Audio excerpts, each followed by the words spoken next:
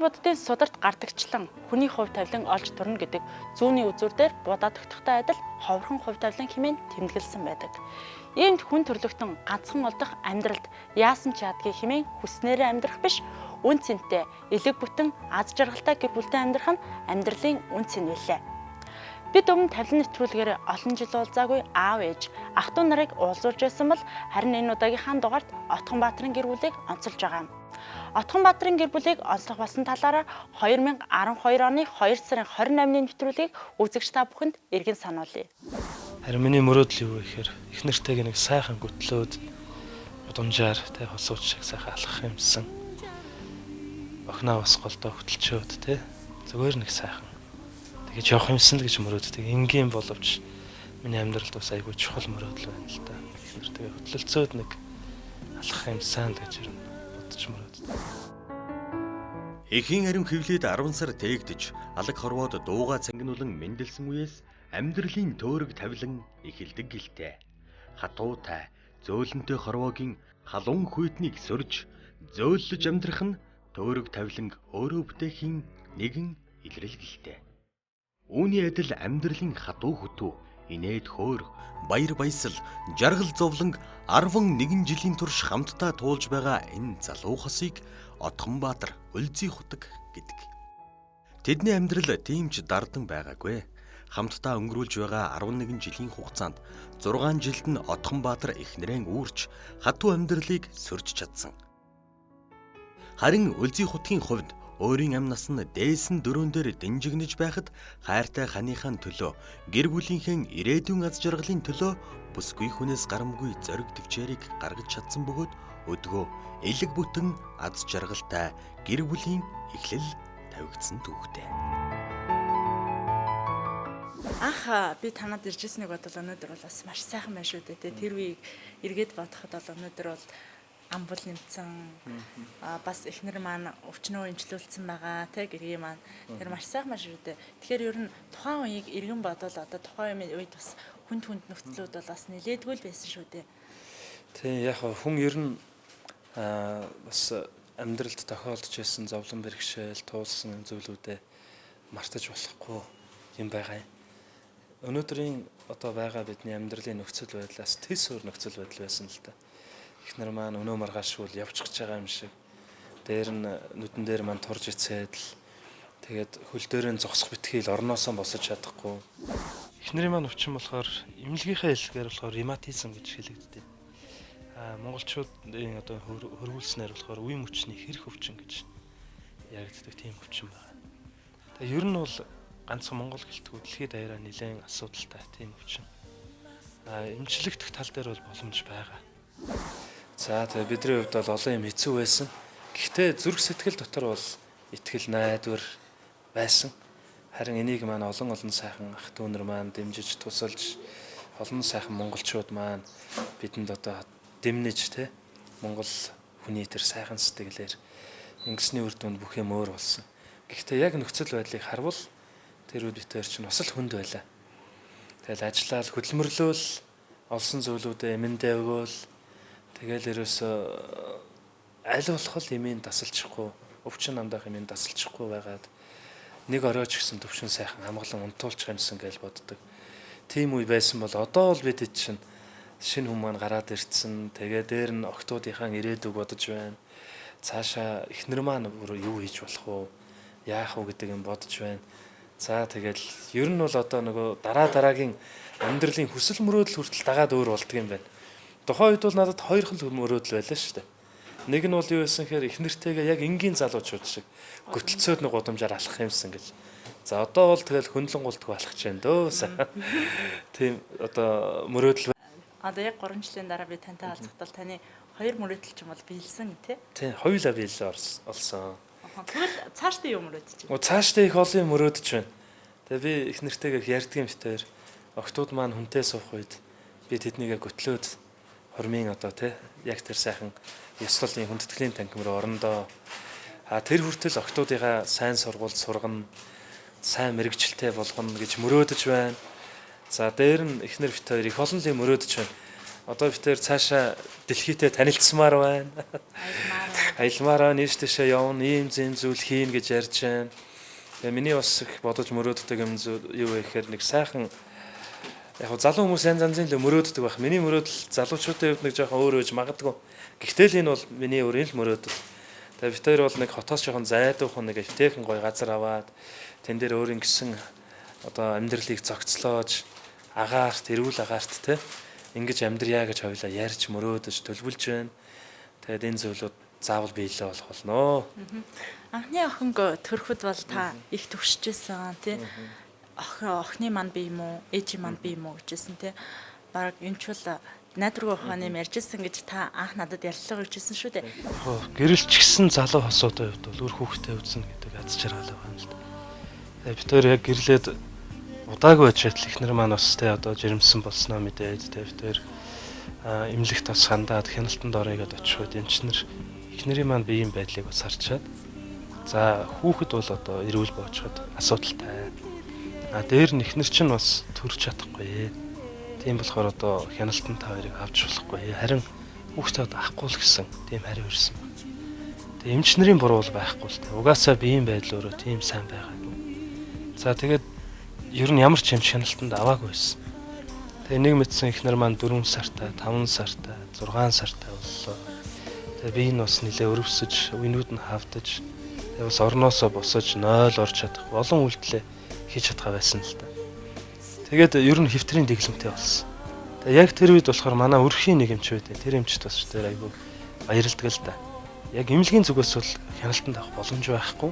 Гэхдээ хүн гэсэн үгнээсээ би бас хаяа яриад ихнэрийг ч үзчихье гэдэг ирдэг байсан. Тэгээд нэг өдөр бас ихнэрийн маань гидсэн хатуураад нэлээд өөр болсон. Дээр нь 7 сартай айлаад байна болсон. Би тэр төрнө гэдээ бас зүтгээд байдаг. За надаас илүү ихнэр маань ч гэсэн өөрөө хүүхдээ би гарганаа, би ээж болно, би хандаа бас төвөр хүүхдийн үлдээ. Тэгэл одоо бас зүтгэсэн л дээ. Тэгээ сүүлдээ нөгөө эмч маань цаагаараа яригадаад за ямар ч байсан төрнө гэж байгаа бол аль хэдийнэ бараг 7 сартай болчихлоо. Одоо хяналтанд ор гэсэн баг. Тэгээ бид хоёр ихнээс руу одоо ихнэрийнхээ үүрээд ихнэр маань том гэжтэй. Тэгээ тэр үед бид хоёрт бас унаа унш байсан. Ихнэрийнхээ үүрээд ихнээс халсан одоо амбулаторид очсон. Харин амбулаторын эмч болохоор үзэн гутаа яг эход оруулаад яс харуулдаг гэдэг. Тэгээ эход ороо харуулсан чинь харин ус нь байхгүй болсон байсан баг. Тэр нөгөө хөвтөрт байсан хүн учраас мэдхгүй ингээд шимэгдсэн үү яасан ямар ч байсан эхооны дасгаас ус байхгүй байна гэж шууд хагалгааны цэсгээр рүү шилжсэн баг. Тэгээд бас хагалгааны цэсэг дээр очиод нэг хонлоо те нэг хоног австаач боллоо. Тэгээд дараа нь ихнэр маань хийсвэрээр одоо хүүхдэд төрүүлсэн. Тэгээд 7 сартай хүн маань 2 сар дутуу төрсөн. Тэгээд нийтдээ 7 хоног инкубаторт байгаад тэгээд эмнэлэгт бидэд 10 хоног болсон. Гэхдээ их сайхан одоо охин маань бас эрүүл сарвал сайхан боожж одоо 8 настай 111-р сургуулийн 2-ын ангид суралцдаг. Тэгээд тэрөөс охиндоо сувдан шигтгэе гэдэг нэр өгсөн байна. Хоёр дахь охиныг маань үлгийдэж авахад ер нь яг ямар байсан тий? Анхны төрөлд хоёр дахь төрөлд хоёр дээр ер нь яг төржсэн сэтгэлүүд хоёр дахь төрөлтийг эргээд харахад бүх юм ингээд цаанаас нь ингээд зохицуулсан юм шиг их сонирхолтой зүйл болсон шүү дээ. Манай эхнэр яг ууж исэн юм болохоор хими эмчилгээний өмнөх эмчилгээ гормонд маш их нөлөөлдөг эмчилгээ. Тэгээд тэр эмчилгээний эм маань болохоор сар дуух юм нь Монгол мөнгөөр нэг ойролцоогоор 500 орчим мянган төгрөгийн эмтэй юм байгаад. Тэгэд нэг ширхэг тийм эмийг уухын тулд дагалт холон эм ууж исэн л да. Нөө бөөр хамгаалах, элэг хамгаалах, дархлаа хамгаалах. Тэгэд яг энэ эмнүүдийг хэрглэж явах үед бид хоёрт нэг юм одоо санхүүгийн юм бас нэг жоохон дутагдах үе гарсан. Тэгээ бид хоёр 3 сар эмээ угааг байхгүй. Тэгээ хоёулаа 3 сар угааг байхдаа бас энийг их зөвтгөжээлээ. Зүгээр ерөөсөө юу яа. Миний айгүй удаан юм уулаа одоо жоохон амраад. Тэгээ энэ 3 сар бол гайгүй байлгүй дээ гэд. Тэгээд яасан гэхээр 3 сар яг эмгүй байх үед ихнэр маань жирэмсэлсэн байна. Тэр 3 сарын адаг дээр штэ. Тэгээ 3 сарын яг тэр төгсгөл дээр ихнэр маань жирэмслээд дараа нэмчид очиод үзүүлэхэд эмчнэр жоохон сандарч байсан. Жоохон болгоомжилж байсан. Энэ эмийг ууж байгаа нөхцөл жирэмслэх юм бол одоо урагт маш их нөлөөлнө. Энэ чинь гормоныг өөрчлөл бий болгодог, ургийн гажиг бий болно, амьгүй хүүхэд төрнө гэж. Гэхдээ тэр 3 сар бол их учиртай. Ерөөсөө эм угаагүй 3 сар байсан байхгүй. Тэгэд эргээд бодоход бид хоёр ер нь боддгийг юм бол их учиртай байна. Тэгээ би бол тэгэж хардаг. Цаанаас нь бас Тэнгэр бурхан бас биднийг ингэж тусалж дэмжиж заримдаа дутагдах тэр зүйл маань ч гэсэн бидний төлөө сайн зүйл болохоор ингэж зохицуулсан байна гэж бид боддог байхгүй. Тэр им угаагүй 3 сарын хугацаанд юу болсон гэхээр эхнэр маань хүүхдээ олсон, жирэмсэлсэн. Дараа нэмчид очиод үзүүлэх үед бүр ураг руу гатгаж шинжилгээ авъя гэж байсан. Яагаад гэхээр тэр им бол нэлээд хүчтэй юм. Харин бид хоёр ураг морг руу гатгуулахгүй энэ хүүхдээр нь зүгээр эрүүл төрнө гэж эмчид хэлээд энэ одоо шинжилгээ хийлгээгүй. Харин эргээд бодоход бүх зүйл ингэж цаанаасаа хамгийн санаар зохицуулагдсан. Ингээд ихнэр маань жирэмсний одоо саруудтай хордлого өгөөгүй. Их гайхалтай. Жирэмсний ихний хордлого гэж өгдөг шүү дээ. Тэр байхгүй. Жирэмсний сүүлийн хордлогоч гэж байхгүй. За нэг жоохон хөлн хавгансныг тооцвол маш сайн байж байгаа төрсөн. Тэгээд тусгай хяналт гэж явж байгаад яг төрхийн өмнө шинжилгээ өгөхөд зүрх олон юмнууд нь их сайн гарсан. Тэгээд тусгай хяналтаар биш энгийн төрөлтөөр төрнө гэсэн байна. Гэхдээ нөгөө өөр бас биеийн хэсгүүд сайн амжилтдаг байгаа учраас хийсвэрээр төрсөн. Гэхдээ хийсвэрээр төрөөд эхнэр маань эмнэлэгт битээр би бас эхнэрээ сагсан байгаад байгаа. 4 хоног байгаад тэгээд эмнэлгээс гарсан. Оёдол маш сайн идэгсэн, хөхөнд сүү орсон. Тэгээд хөхөөрөө хоололж байна. Тэгэд энэ бүх зүйлүүдийг эргээд харахад бүх зүйл маш одоо талархмаар хамгийн одоо сайн байж болох тэр бүх зүйлээрээ л одоо түүх үргэлжилсэн байна л гэж хараад байгаа шүү дээ. Их баярлж байгаа энэ бүх зүйлийн төлөө. Анхны дээр бол бас нэлээд хүнд байсан тийм. Нэлээд хүнд байсан. Маш их тэмцэлтэй байсан бол харин баг охин маань бол бидэнд маш их одоо яг зүгээр л нэг юм бэлэг ирж байгаа юм шиг л бүх юм баяр хөөр дагуулаа сайхан ярьсан тийм. Үзэгч маань бол нөхөртөө хоол хийхийг хүсэж мөрөдөж байна тийм. Миний мөрөдөл энгийн л дээ зүгээр л айлын сайн эзэгтэй байх юмсан. Зүгээр л энгийн хүний хийдэг те гэр орноо цэвэрлээд үр хөвгтөө асраад нөхрөө халамжлаад гэдэг юм те. Тийм л мөрөдөлтэй. Тэгээ орой ханыгаа ажиллаас нь ирэхдээ цайхан хоолой игээд те цайгаа чанаа сууж идэг. Гэр орн маань сайхан цэвэрхэн цэмцгэр сууж идэг ч гэдэг юм. Зүгээр одоохондоо л яг миний хамгийн их мөрөдөж байгаа мөрөдөл энэ л. Эцэгтэй хүний хуваар, эхнэр хүний хуваар би хүчнээ эдгэчл эхнэр нөхөр хүүхэдтэй хоол ээж хоол цайг нь бэлдэж өгсөж гин гэжсэн. Тань дээр нь одоо хоол цайгаа бэлдэж өгөөд ер нь хэрэг халамжтай байна. Одоо маш их штэ. Хоол цайгаа тэрний ч одоо үр дүнд би чинь жоохон ингээд мираа суугаад одоо бараг 10-аад хил нэмсэн байгаад байгаа штэ. Эхнэр маань өрүүлэхэ болцсон. Дээр нь эхнэр маань хоол цайг хийгээд хүний бас санаа сэтгэл амар тайван болоод нуруунд дээр байсан олон ачаа авагдахаар тэр юм уу? Миний хувьд бол ингээл мираа суугаал, газар бамбайгаад гэж одоо жоохон суугаал. Тэгэл хүмүүс ч гэсэн хараал хэлээд байгаа. Эхнэр чинь эдгэрээд тэг чи таргалаад ер нь өөр болж шүү гэж. Тэгэхээр одоо энэ хоолны үр дүн бол одоо энэ шүү дээ. Эхнэр маань их сайхан хоол хийдэг. Тэг ялангуяа би чинь сүүлийн үед эхнэрээс хэсэг байж байгаа л цайг нь нэхэд идэг болчиход байгаа. Эхнэр маань нөхөртөө маш сайхан цай чанж өгдөг, сайхан хоол хийж өгч जैन. Тэгээ эхнэр маань ч гэсэн мөрөөдөж ирсэн шүү дээ нэг. Энгийн эмэгтэйчүүдийн хийдэг зүйлийг одоо зарим нь бараг хийгээ залхацсан тийм зүйлийг ч байж магадгүй. Харин эхнэр маань бол өдөр болгон хийх юмсан гэж мөрөөдөж байсан. Тэгээ яг тэрнийхээ дагуу эхнэр маань цай чанж, хоол унд хийж нөхөртөө одоо тэр цай хоолныхоо дээжийг барьж байгаа да.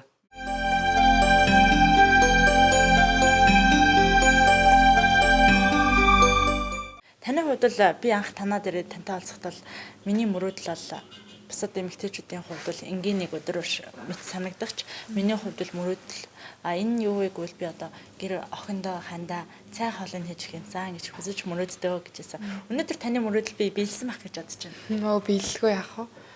Яг мөрөөдөл юм шиг тий хол санагдчихсэн зүйл өнөөдөр яг амьдрал дээр биелээ олчоод явж байна л та. Та одоо өглөө бүр цайг хийж байна уу? Тэг ерөнхийдөө л өглөөдөө чана. Гэхдээ заримдаа манай надаас илүү эрт өглөө босоод ажилдаа явдаг болохоор заримдаа өөрөө чанчаад явдаг. Тийм. Ер нь тэгвэл цаашдын таны мөрөөдөл. За эхний мөрөөдөл маань биелсэн. Одоо дараагийн мөрөөдөл маань цаашдын мөрөөдөл явах те октодоо сайн өсөж томилох юмсан те сайн болгож өсөх юмсан л гэдэг бодол байна да. Ер нь бол тийм октод маань бас том болоод одоо охин маань тэгэл 10 нас тэгэл 10-аас дээш ингээл өсвөр нас гэл ингээл явна. Энэ болгонд нь сайн ээж нь байх юмсан те сайн халамжилдаг ээж нь байх юмсан л гэж бодож байна. Тэгээ бага хүмүүс маань одоо бас дөнгөж төрөөд удаагүй. Тийм болохоор яг охтуудынхаа л төлөө бас сайн хичээж амьдрах юмсан л гэж бодож байна. Охтуудтай сайн ээж нь байх юмсан л. Бас хандаа ч гэсэн сайн хань байж тэ тусалж дэмжих юмсан л гэж бодож байна. Хэдийгээр та одоо 2 дахь төрсэн байгаа ч гэсэн бүх юм шин мэт санагдаж байгаа хаа анхных мэт. Яагаад гэвэл ба том охиныг бол голдож би автоматрахыг бол одоо усанд оруулах бүх ажлыг хийсэн гэж бодод байгаа л та. Анхны охин дээр бол би тэрээсээ нөгөө хураалах, барих, усанд оруулах, ээжтэйш авч гарах гэж бүгдийг хийдэг байсан. Тийм. Одоо яг би өөрөө нөгөө ингээд гардж байгаа болохоор айгүй надад шинэлэг тэгээд нөгөө том охиноо би бүр яг яаж ингэж авч исэн бол өргөж исэн бол сайн мэдэхгүй байгаа байхгүй юу. Ер нь та хоёрын маань одоо тэр хүнд бэрх амьдралыг ер нь юу даван туулсан гэж бодож байна та? Яг би нэг хайрлах хайр байсан баг. Тэгээ бас би эндээ итгэлтэй илүү би эндээ бас дээрэс нь яг би эндээ бууж өгдөг те би нөгөө ойлгох юу гэдэг юу хэмдэ нөгөө би энэ дутууг бас ингээд нөхөж чадсан. Ерөнхийдөө л нэг үгээр базаад хэлэх юм бол би нэг хайрлсан багтаа л гэж бодож байна. Таныг маань яг хэдэн жил 11 жилийн хамт амьдарч байна гэж байна тий. Үүнээс хэдэн жил нь яг таныг өөрч амьдарч ирсэн бэ? За үүрсэн хугацаа бодглоор ч одоо яг хит юм дээ. За гэрлээд 6 жил хавцаа юм уу? Тий 6 жил хавцаа. 6 жил. Мондөг биш үү тий. Одоо ингэж явах юм ховор шүү. Харин тий ер нь бол ховор л гэж ярьдیں۔ Гэхдээ бас сайн хүмүүс байгаа. Тэрний нэг нь бас миний хайна гэж боддتي. Тий. Гаднаас ороод ирэхэд аягд үүрэн цайтай. Гашуун амьдралыг зөөллөн чихэрлэг болгох хайртай. Ядарсан нэгнийг хараад нүдэндээ унгах нулимстайч, задарсан нэгэн тухайн суулгах мэрэгэн цэцэн үгстэй. Алгын чинээхэн үртэй, талын чинээ санагдах, амар хандаан үргэлж давтагдшгүй юм шиг ганцхан аяа бүсгүй хүн та, юутай гайхалтай, амьдрал таньгүйгээр ямар ядмагхан бэ. Сүр жавхланд бурханы сийлж урлсан бүтээлүүдээс сүүлчийн уран шаглаан бүсгүй хүн таал байсан. Сэлж тууламгүй амьдралын холыг сүлж зөөлөн болгох гэж сэтгэл хайр хоёрыг бурхан тань шигтгэжээ. Аяа бүсгүй хүн та, юутай гайхалтай, амьдрал таньгүйгээр ямар ядмагхан бэ. Үлзий хотойч би энэ гайгүй юу? Саяхан маамалсан сурагтай байсан. Гайгүй сайн ба. Маамалаа тэр удаж байна. Сар гармалж байна. Одоо бараг 2 сартаа боллоо да. Тий. Сайн байгаа би маань. Автоматрах маань бол сайхан 2 дахь хөөрхөн гүнжээвэл гэдэж авсан тий. Бас сайхан сэтгэлээсээ бас манай зэрэгтэй хавцаач яг охин маань төрөх тэр мөчөөс. За ер нь 10 жилийн дараа 2 дахь охиноо л гэдэж авлаа. Тэгээд 10 жил бит хоёр ер нь дахиад хүүхэдтэй болох юмсан гэж хүсэж мөрөөдөж тэгээд урд нь эхнэрийн маань биеийн байдал бас таархан байх үед одоо хүүхэд төрүүлэх битгээл одоо биеийн нэвтэйхэн аятайхан байгаад эрүүл саруулгаас гэсэн бодол байсан бол одоо тэгээд шинэ хүнээ үлгээдээд авсан байгаа. Тэгээд яг охин маань төрөх тэр агшинд бол би өстой их тогтлолтой эмнэлгийн яг тэр доотлын хүлээлгээр хөндлөө одоо сууж ялаа. Тэгэл найз нөхд маань завсаргүй над руу уцаар яриад тэгэл яг 3 хил 600 г 52 см урттай охин 7 сарын 17-ны 15 цаг 40 минутанд төрлөө гэдэг мэдээг сонсонгуудаа л бүх одоо найзууд, ах トゥ, аав ээж одоо хэлж ярьж болох хүн болгонор бол одоо минь одоо мэдээг одоо хүргэсэн те. Тэгээ миний хувьд бол үнэхээр догдолж баярлаж энэ 2 дахь сайхан охиноо хүлээж авлаа. Тэгээ төрхөөс өмнө нэрийг бодцсон. Тэгээ ийм үнцэнтэй, ийм нандан, ийм их хүлээл гэж ирсэн болохоор бид хоёр төрхөөс өмнө нэрийг бодоод болор шигтгэе гэдэг нэр өгсөн байгаа. Тэгээ анхны охин маань сувдан шигтгэе. Удаах одоо бага охин маань одоо болор шигтгэе гэдэг нэртэй болсон. Сувдан шигтгэегийн маань хувьд бол анх эхлээд яг яагаад заавал сувдан шигтгэе гэдэг нэр өгсөн юм бэ? За сувдан шигтгэе гэдэг нэрийг бид хоёр их бодож өгсөн. Ялангуяа миний хувьд нэлээд бодож өгсөн. Ер нь бол сувд өөр маш их одоо үнцэнтэй зүйл. Гэхдээ сувд өөрөө бий болдог яг процессыг харах юм бол маш их өвдөлт, маш их одоо шаналл дотор бий болдгоо гэж үздэг юм байна. Хисаан дотор нэг ширхэг юм үртэс одоо элсний үртэс ороод тэгээд нөгөө хисааны тэр зөөлөн гэдгийг идэх үед тэр хөвдөлтөөс болоо шингэн ялгардаг юм байна л да. Хүнээр бодох юм бол нулимс шиг зовлонгоосоо болоод хүн шаналж уйлдаг шиг. Тэгээд тэр шингэн зүйл нөгөө элсний бүрхэв ширхэгийг ингэж бүрсээр байгаад тэр нь совд болж бүрлддэг юм байна. Нэг талаараа зовлон дотор бүрлддэг учраас одоо маш их үндсэнтэй тэгээд маш их одоо утга учиртай зүйл юм байна. Тэгээ нэг талаараа охин маань яг анх ихийнхээ хөвлөд бүрлдэх үед нэлээ олон асуудал бэрхшээл зовлонг туулж ээж энэ хорвоо дээр хүн болж мэндэлсэн. Тухайн үед эмчнэр төрж чадахгүй дээр нь аль болох одоо эхнэрээ бодоод аборт хийлгээд хүүхдээ авахгүйлаа гэдэг зөвлөгөө өгчээсэн. Гэхдээ энэ бол эмчнэрийн буруу байгаагүй. Угаасаа л эхнэрийн маань биеийн байдал тааруу байсан. Гэхдээ тэр олон зовлонг давж туулж охин маань бидэндээ ирсэн учраас бид совдон шигтгэ гэдэг нэр хайрлсан байна. Баг зэрэг ядрал бол байгаа л да надад. Гэхдээ л за одоо охиноо нэгэн төрүүлээд авсан юм чи. Ингээд яа ёсхий гэл хүчээ гаргаал ингээд байж байгаа. Гэтэ яг нэх гайгүй бүр амар тэгж ядрах нь бол гайгүй. Эхнийхээ охин дээр бол том охин дээр бол би өөрөө нөгөө ингэж гардаж яг хувцсны өмсгөгтэй ингээд жихийн солихч гэдэг юм уу. Тим юмнуудыг би хийж чаддгүй байсан бол одоо энэ охин дээр бол би өөрөө яг гардаж ингэж юмнуудаа бүх юмнуудаа хийж байгаа болохоор нэг талдаа айгүй баяртай. Нөгөө талдаа бүр ингээд надад айгүй сонин шинэлэг айгүй тийм байгаа. Хоёр маань ер нь яг анх яаж танилцж байсан юм бэ? Тэр танилцж байсан түүхээс бас манай зэрэгтэй хаалцахгүй юу? За 12 жилийн өмнө анх би энийгээ олж харж байсан байна да. 2002 оны 11 сард байна. Анх их нэртэйгээ би танилцж байсан байгаа. Тэгээд би нэг ахын давсаг очдөг байлаа. Тэгээд тэд очиод бид нар бол яг төрсөн ах тус биш. Бас бид нар нөгөө христийн сүмд явдаг байсан. Тэгэхээр тэр цуглааныхаа нэг айлд очсон байгаа. Тэгсэн чинь харин эхнэр маань одоо нөгөө ахын маань нэг дүүн одоо хөдөөнөөс оюутан болж ирж байна гэсэн. Тэгээд баахан хүүхдүүд л одоо залуучууд божигнаал байсан гэрээр нь. Тэгээд аль нэгдгийг би мэдсэн ч хүү тэгэл байж байсан. Тэгсэн ч тэднийхээр бас гадны хүмүүс орж гардаг байсан юм аа. Солонгос хүмүүс, Америк хүмүүс, янз янзын гадаад улсууд орж гардаг. Тэгсэн ч харин тэр дунд за тэгээд цагаан царайтай охин байлаа. Тэгээ би бодохдоо гадаад охин л байна гэж бодож байсан. Галтгоонд 80%-аа сууж байлаа нөгөө охин.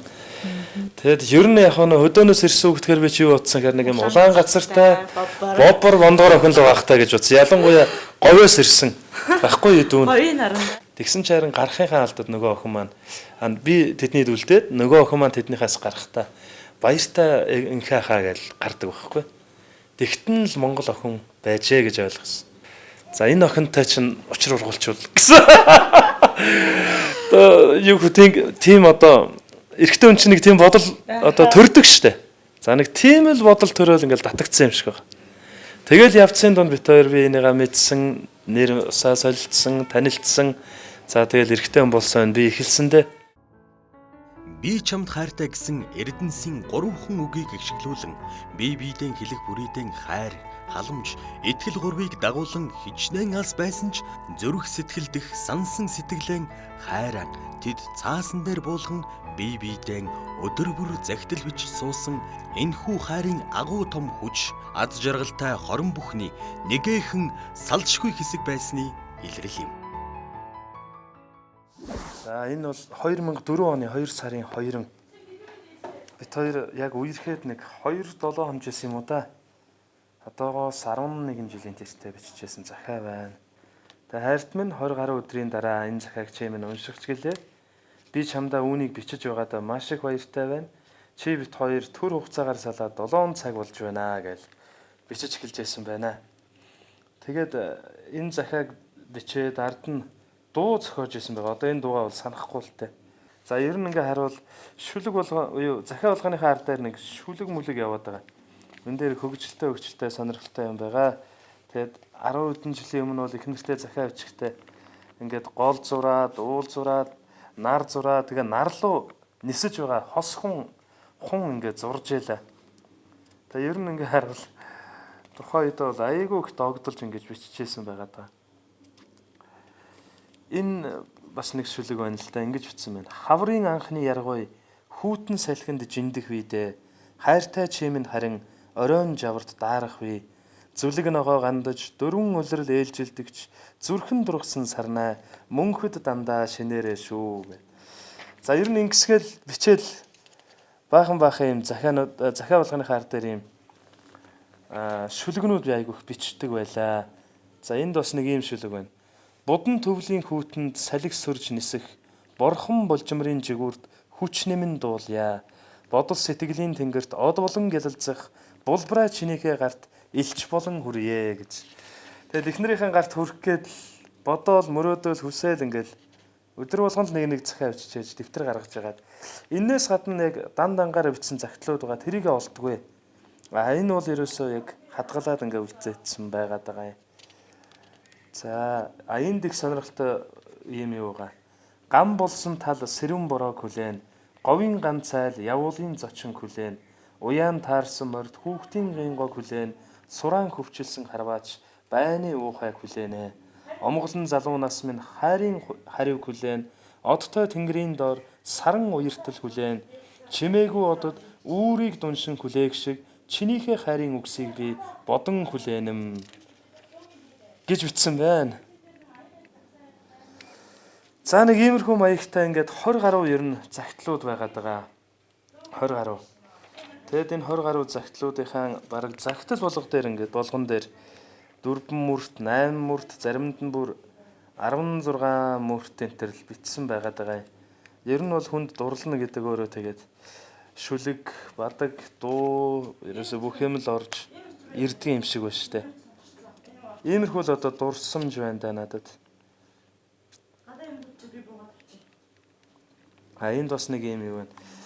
2004 оны 2 сарын 11-ний 2 цаг 6 минут гэн шүн бичсэн загтал байна. Шүн 2 цаг 6 минутанд 2004 оны 2 сарын 11. За 5 гараг бичсэн юм байна. За шүн дунд ийм шүлэг орж иржээ. Зүүдэнд минь зөвхөн чийл байгаасай. Зүс гоо чамтайгаа зүүдний ертөнцөөр аялаад л зүрх сэтгэлийн үгсээ бие биедээ шивнээд л зүсрэх бороонд хоёулаа хамтдаа цуг алхаад л зүүдэнд минь зөвхөн чийл байгаасай. Дуунд минь зөвхөн чийл ганцхан байгаасай. Дурлалын амттай үгсийг бие биендээ хэлээд л дууны мөр дамжин хайрын аянд хөглөгдөөд л дур булаамнуудыг чинь дуундаа би магтаад л туслах борооны чимээг хамтдаа чагнан суугаад л дуунд минь зөвхөн чийл ганцхан байгаасай. Хайранд минь зөвхөн чийл ганцхан байгаасай.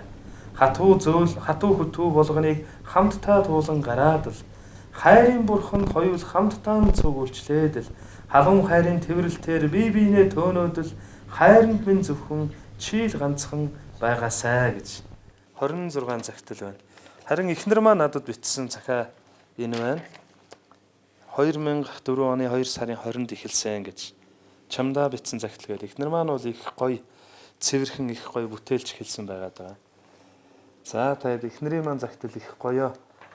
Энэ 25 захиаг 25 хоногийн дараа битээр уулзаад бүгднгийн хоорондоо солиод харин би болохоор 25 захиаг нь ерөөс араас нь уншаад газар дээрээ нэг уншаад за тэгээд оройн унтахынхаа өмнө дахиад нэг уншиж байсан байгаад байна. Тэгээд 11 жил надад одоо энэ захиа хадгалагдаж байна да. Тэгээд энэ бол миний амьдралын маань маш том өв хөрөнгө байгаад байгаа юм. Тэгээд эхнэр маань болохоор айхтар болон шүлэг бичихгүй. Гэхдээ загтлууд нь маш энгийн мөртлөө одоо маш сайхан өгнүүдтэй тийм захианууд байгаад байгаа. Ингээл дүүрэн захиа байна да одоо.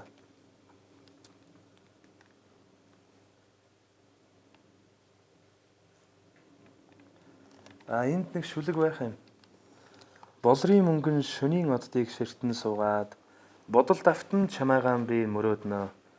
Шивнэж хэлсэн хайрын тэрл үгс минь шиврээ борооны тусалтай хамт чам дээр очмоор зөгнөл хүслийнхээ хөлгөөр чамдаан очмоор зүрх сэтгэлийнхээ үгийг чамдаан хэлмээр чамд зориулсан тэрл сэтгэлээрээ чамааг хайрлсан тэрл хайраараа чамдаа очмоор санагдлаа гэж бичсэн байна.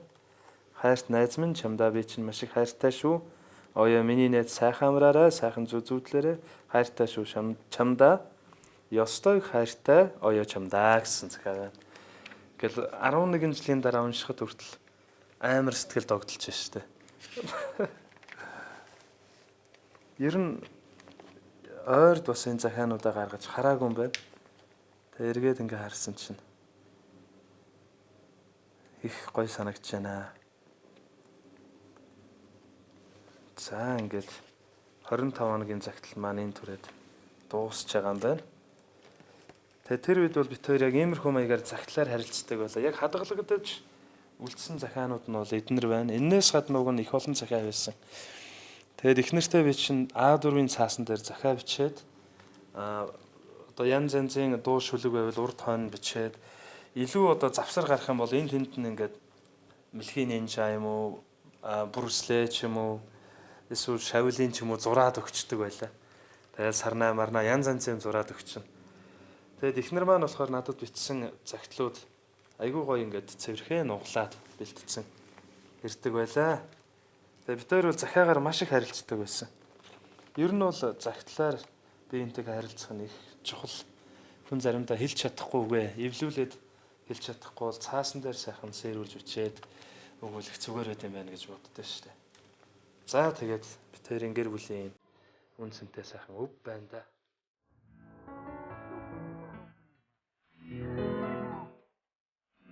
Одгонбаатар Үлзий худаг нарт аава гэж дуудах алдар нэр, ээжээ гэж дуудах эрхэм нэрийг хайрлаж ирсэн энэ охиныг Совдон Шигтгэ гэдэг. Нэрнээсээ эхлээд ижи авдан ямар үнсэнтэй эрхэм нандин сувд болохыг илтгэж болно. Совдон Шигтгэ өнөөдөр 10 нас хүрсэн. Гэсэн ч тэр одоо өөрөөсөө ч илүү аав ээж, дүү, гэр бүлэн хайрладаг. Магадгүй их хүн гэдэг агуу хүмүүний үргэлжлэл, охин үр гэдэг хүслийн үргэлжлэл байдгийг ойлгуулах мэт.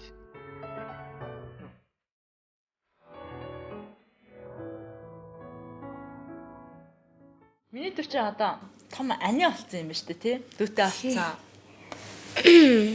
Дүү нойл чинь юу юм? Ерөнхийдөө бол нөгөө хүүхэд юм чинь бол уйлна. Гэхдээ бол яг босод хүүхдүүдээс бол гайгүй.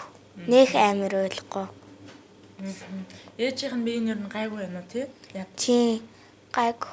одоо миний төвч бол анхлаад их чинь чамтай уулзчихсан үеийг бодвол мундаг том болоод ээж авдаа туслахаар болсон шүү дээ. Харин Ээж авдаа хэр тусалж байна?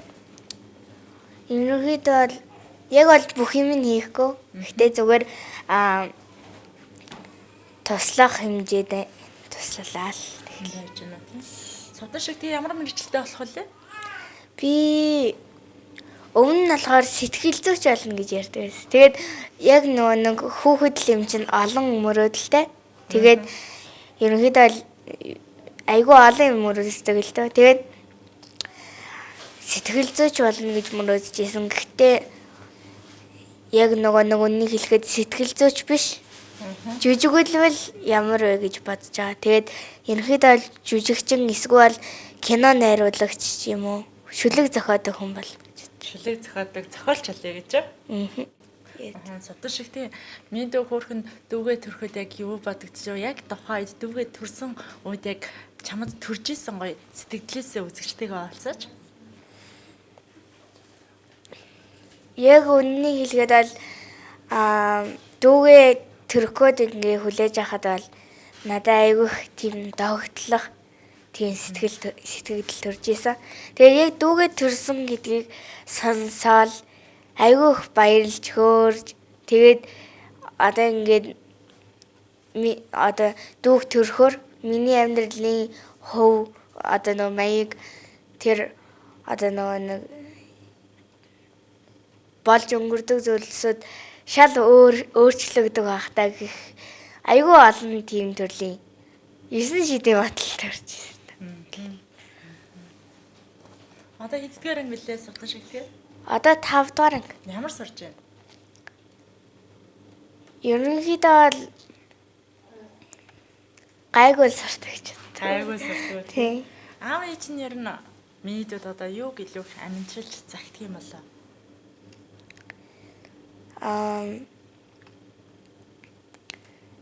Мэдээж хүн бүр өөрийнхөө үр хүүхдийг сайн хүн болж тэгээ ирээдүйд төлөвшөлтэй хөв хүний бодлоо зөв илэрхийлж чаддаг.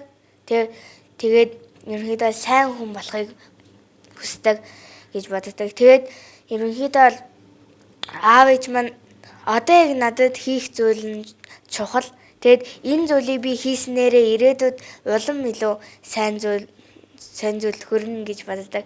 Тэгэд одоо яг надад хийх зүйл нь болохоор би одоо 10-11 настай болж байна. Тэгээд тийм учраас хичээлдээ илүү их сайн шамдан суралцахыг надад захидаг. Мэдээ одоо бас яг одоо бол цэнхэр дэлгэцээг ээж аваа ер нь бас дөөнд үзэж сууж байгаа тий. Ир бүлийнхандаа сайхан гоё хэлхийг хүссэн үгээ хэлээч бас илэрхийлж олон цэнхэр дэлгэцээр. Хамгийн түрүүнд намайг өсгөж хүмүүжүүлсэн миний одоо намайг надад хэрэгтэй бүх зүйлсийг хийж өгсөн аав ээждээ баярлалаа гэж хэлмээр байна. Тэгээд бас энэ дэлхий дээр надад маш их баяр хөөргийг авчирсан. Бас харах гад очих болгонд өөдөөс инээж дандаа инээмсэглэр өгтөж их чигээ баясгадаг дүүдээ бас хайртай шүү гэж хэлмээр байна. Тэгээд энэ дэлхий дээр байгаа надад хамгийн чухал зүйл маань бол миний гэр бүл, миний хамгийн хайртай хүмүүс маань бол миний гэр бүл гэж хэлмээр байна. Тэгээд та нартай хайртай шүү.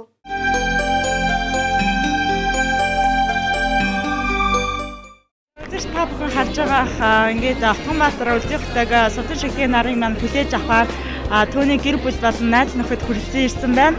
Автомбаатарын маань гэр бүл ийхүү их орондоо өнөөдөр иргэн ирж байна. Их орондоо иргэн ирэхдээ бол эднэрийн хувьд бол өвчнөө эмчлүүлээд сав саруулган болоод ирж байна. Эхнэрээ дагуулаад Солонгос яваад эмчилгээ хийгээд ирлээ. Яг нэг одоо энэ бид нар та бүхнийг авсан нэлээд том хугацаанд хүлээдэг сэтгэлээсээ манай үзэгчтэй болсон гоё. Сэтгэл үнэхээр өндөр байна. Тэгээд яг явсан зорьсон хэрэг маань ингээ бүтээл ирж байгаа. Үнэхээр баяртай. 8 жилийн дараа эхнэр маань 2 хөлөөрөө цэгц цогцлоо. Тэгээд 2 өвдөг хоёулаа яг эндээс явахдаа ер нь гээл биштэй. Дээр нь бас очиод яг шинжилгээ өгч чадахгүй байсан. Ингээ доош хараад тэний төв өвдгөн. Харин тэгсэн чинь одоо бол ингээд 2 өвдөг хоёулаа бараг 100% тэний ч гэсэн. Тэгээд эмчилгээ их сайн болсон. Өрөвсөл 220% таа очсон.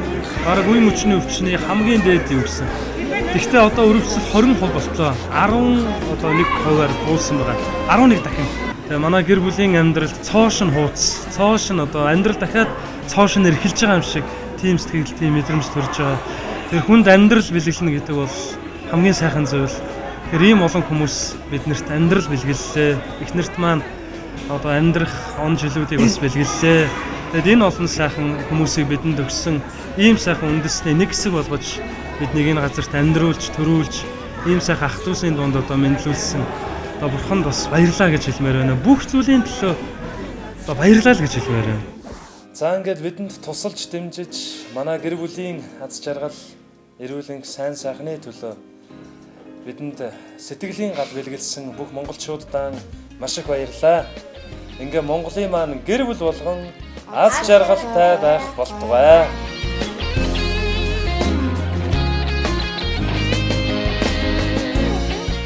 Амьдрал хүнийг сургаад өгнө гэж ахмадуудын хэлдэг үг үнний ортой. Тавилан нэвтрүүлгийн энэ удаагийн зочноор Отгонбаатар болон түүний аз жаргалтай гэр бүлийнхэн оролцлоо. Хүн хэрвээ хүсвэл амьдралыг цэцэглүүлж, альва өвчин зовлон ялж, дийлж чадна гэдэг нь энэ залуугийн хэлсэн үгнээс харагдсан юм. Идүүгээ итгэл найдвар, хайр гурваар элэг бүтэн гэр бүл нь хувь тавилангаа бүтээж чадсан түүнийг хараад өөрийн ирэхгүй амьдрах сайхан хэмээн хэлмээр санагдсан юм. Сэтгэл өөдрөгөөр аз жаргалтайгаар итгэл найдвар, хайр гурвантай өөрийн тавилангаа бүтээн яваа энэ залуу хасуудаа үзэгч та бүхнийхээ өмнөөс аз жаргал хүсэн өргөж байна.